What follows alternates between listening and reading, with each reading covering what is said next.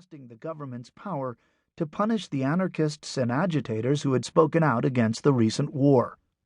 And for most members of the court, it was an easy case. Of course, the government could punish such troublemakers. Freedom of speech was not absolute, and if the defendants had intended to disrupt the war, they deserved to be treated as criminals. The majority of the court, and anyone who followed its decisions, might have expected Holmes to agree. After all, just 9 months earlier he had written 3 opinions for the court saying pretty much the same thing. One of those cases was an appeal by Eugene V. Debs, the leader of the Socialist Party and a frequent candidate for president, who had been sentenced to 10 years in prison for a speech he had given in the summer of 1918. It was essentially a stump speech, an effort to fire up the base in advance of the fall elections, and Debs had chosen his words carefully. He said nothing that explicitly urged interference with the war, though he did praise party members who had opposed the draft. For Holmes, that had been enough. In a short and dismissive opinion, he had accepted the jury's verdict that Debs meant to illegally obstruct military recruiting, and had affirmed his conviction. So when the court heard arguments in the anarchists' case, few people expected Holmes to side with the defendants. But something had changed. Instead of voting with the majority, Holmes said the convictions should be reversed. The defendants had no intent to undermine the fight against Germany, he explained. They were merely upset with President Wilson's decision to intervene in the Russian Revolution. Besides, he argued, their speech was protected by the First Amendment. This last point was no small matter. In spite of its seemingly clear command, Congress shall make no law abridging the freedom of speech. The First Amendment at that time was still largely an unfulfilled promise. The Supreme Court itself had never ruled in favor of a free speech claim, and lower courts had approved all manner of speech restrictions, including the censorship of books and films, the prohibition of street corner speeches, and assorted bans on labor protests, profanity, and commercial advertising.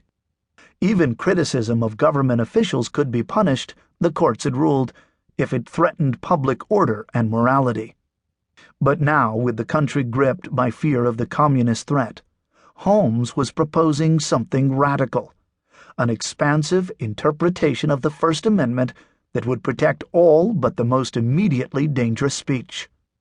His opinion was passionate and powerful, especially the long concluding paragraph. This began strangely, incongruently, as though Holmes were making the case against free speech, not for it. Persecution for the expression of opinions seems to me perfectly logical. If you have no doubt of your premises or your power, and want a certain result with all your heart, you naturally express your wishes in law, and sweep away all opposition. To allow opposition by speech seems to indicate that you think the speech impotent, as when a man says that he has squared the circle, or that you do not care wholeheartedly for the result, or that you doubt either your power or your premises. Then, just as the reader began to blink in confusion, wondering if something had gone wrong, if perhaps the printer had made an error, Holmes suddenly, brilliantly, changed direction. But when men have realized that time has upset many fighting faiths, they may come to believe even more than they believe the very foundations of their own conduct, that the ultimate good desired is better reached by free trade in ideas, that the best test of truth is the power of the thought to get itself accepted in the competition of the market, and that truth is the only ground upon which their wishes safely can be carried out.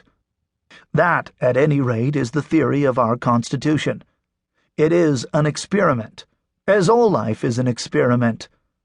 Every year, if not every day, we have to wager our salvation upon some prophecy based upon imperfect knowledge. While that experiment is part of our system, I think that we should be eternally vigilant against attempts to check the expression of opinions that we loathe and believe to be fraught with death, unless they so imminently threaten immediate interference with the lawful and pressing